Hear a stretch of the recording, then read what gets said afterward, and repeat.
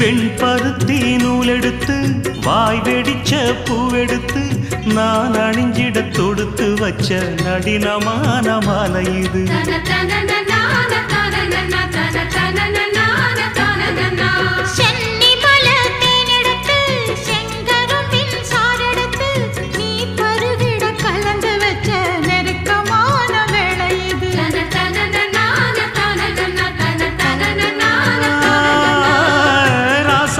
உடம்பிருக்கும் ரவிக்க துணி நானாக அன்னாடம் சூடி கொள்ள ஆசை வச்சாகாதா.